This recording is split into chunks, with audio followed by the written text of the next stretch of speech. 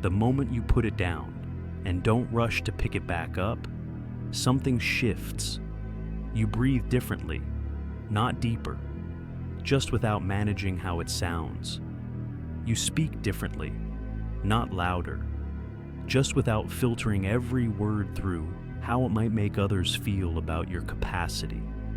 And for the first time in a long time, you notice what's left when you're not performing strength. What's left isn't weakness, it's space. The kind of space that allows you to feel things while they're still small, before they calcify into silence. The kind of space that makes you remember you were never supposed to hold all of that alone. And that's when the guilt shows up, because now that you've let go, you start seeing the parts of yourself you ignored to keep going, the moments that were too much, the things you never said, the parts of you that got smaller, so the version of you who could handle it could stay in control. It's tempting to go back, to retighten, to apologize for the shift, but don't. Because this isn't collapse. This is the reset you postponed for years. This is the version of you who no longer confuses being essential with being irreplaceable. The version of you that doesn't filter every decision through who might be disappointed if you're no longer always available. From here, something changes. Not everything. Some things will remain, some responsibilities won't vanish, some people still won't see the weight clearly. But what returns isn't balance, it's self-recognition. You start choosing based on what's real, not what holds the image together. You start responding from what's felt, not from what proves you're still holding it all fine. You stop pretending you're built for everything, and start asking what's still worth holding at all.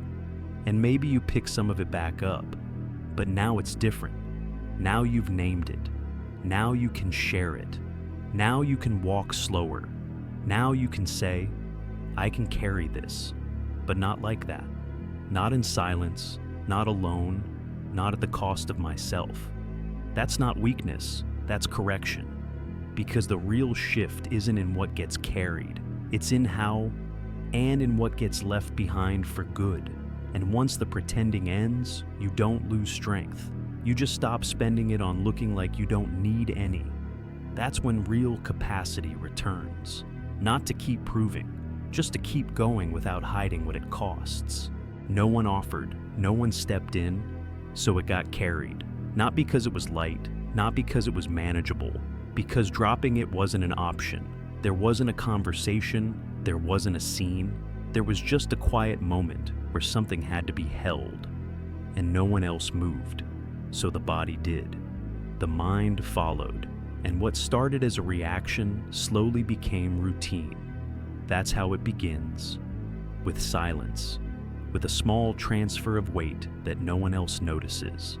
Something that was supposed to be shared but never actually was. And it doesn't feel like heroism, it feels like absence, of support, of backup, of relief. There's no story to tell, no dramatic threshold, just the simple fact that there was no one to pass it to. So it stayed. And the longer it stayed, the more normal it felt. The posture adjusted, the tone shifted. The answer to, how's it going, became predictable. Handling it, all good, just a lot right now. But underneath that, there was never less. Only more. More things depending on you. More people expecting you. More situations where stepping back wouldn't just slow things down. It would break something. And over time, the idea of letting go started to feel less like relief and more like recklessness. Because who else knows how to hold it now? Who else even sees it? So the hands stay closed, the voice stays measured, the schedule stays full. And the body adapts to weight it was never meant to carry this long. That's the part no one sees. They see capability, they see composure, they see someone built for it. But they don't see the shift that happened the first time something heavy landed, and there wasn't a hand to pass it to. That's where the pretending started, not out of deception, out of need. And once the pretending works, it gets repeated. Each time something new is added, it becomes harder to say, "This is too much," because the last thing was handled without a crack. The outside world adjusts accordingly. Expectations increase. Requests become assumptions. And you become the person who can be counted on without needing to be checked on. This is how exhaustion hides. It's not in how much is happening, it's in how long things have been carried without being named, without being put down, without being shared, and it becomes a loop. Because the more you carry, the more people rely on that version of you. And the more they rely, the more you feel you have to protect it. Because if you drop it now, what happens to everything being held? The pressure isn't just about the load, it's about the cost of honesty. What will it mean to say, "I'm not built for this"? Not in a dramatic way, just in a quiet, human way. What will it interrupt? What will it damage? Who might it disappoint? So, the pretending continues. And the longer it runs, the more invisible it becomes.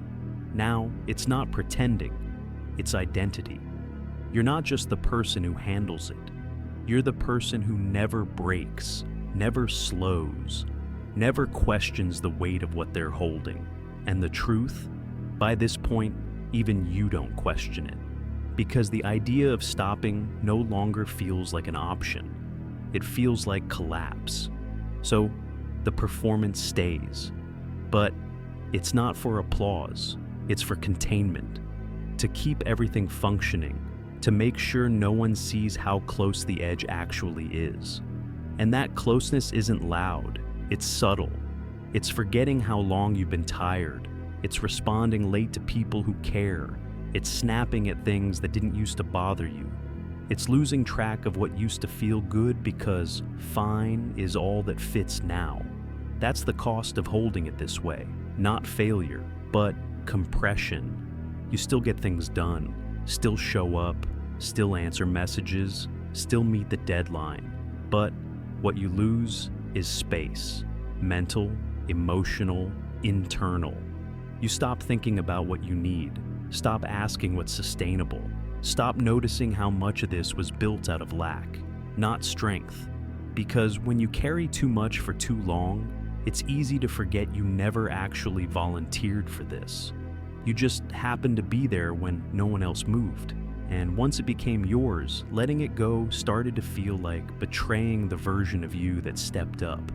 Even if that version is exhausted, even if they're quietly stretched, even if no one ever said thank you, because no one ever saw what was held in the first place. This is what it means to be the one who can take it. Not capable, not chosen.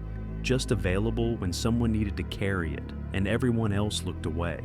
Once the carrying becomes normal, stepping back stops feeling like an option.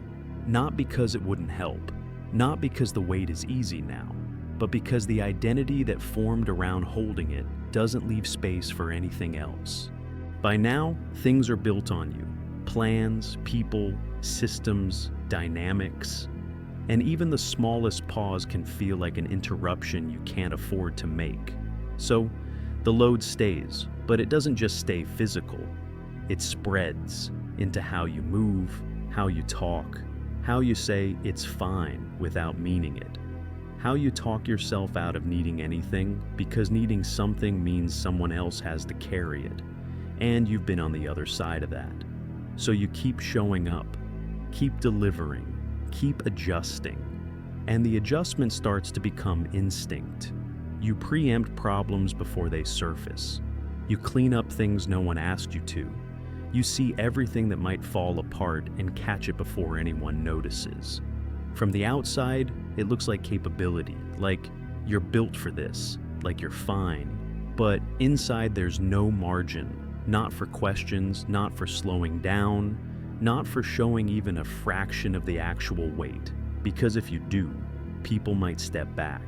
They might change how they see you, or worse, they might not.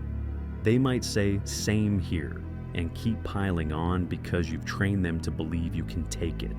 Not out of malice, just out of pattern. You made it look manageable, and people believe what's in front of them, especially if it works. but it's not working anymore. Not really. Things get done, but you don't feel them. The winds don't land, the days blend, the sleep isn't rest, the silence doesn't reset anything. Because the pretending doesn't just shape how people see you, it reshapes how you see yourself. You start to filter every decision through one question. Can I keep holding this without it showing? If yes, you say yes. If not, you adapt until the answer becomes yes again. That filter doesn't look dramatic.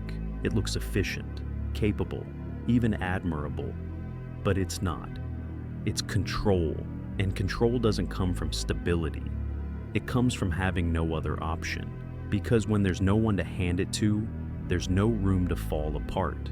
No room to feel the full weight. No room to stop and ask whether any of this should still be yours. So instead of breaking, you compress. You shrink your needs. Edit your truth. Present a version of yourself that doesn't cost anyone anything. And that version becomes permanent.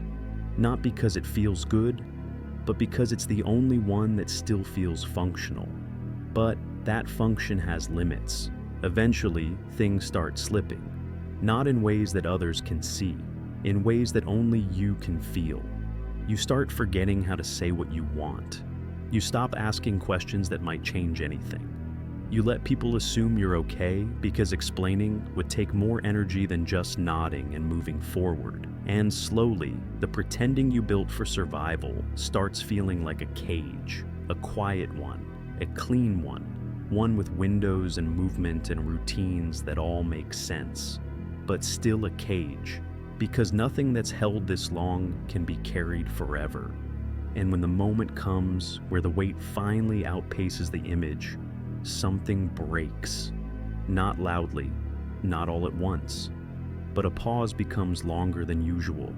A response doesn't come. The motivation evaporates, the routine fractures, and for the first time in a long time, there's no pretending to catch you. Just the full weight, without performance, without packaging, without "I'm good" softening it before it lands. That moment feels like failure, but it isn't. It's just the part you skipped. The moment when the weight should have been named, but wasn't. Now it has to be. Because if it isn't, you don't just risk exhaustion. You risk forgetting that there was ever another way to live. Letting go doesn't feel like relief. Not right away. It feels like disruption. Because the moment you stop carrying what you never had help with, everything you protected by holding it gets exposed. The image, the role, the version of you that never flinched.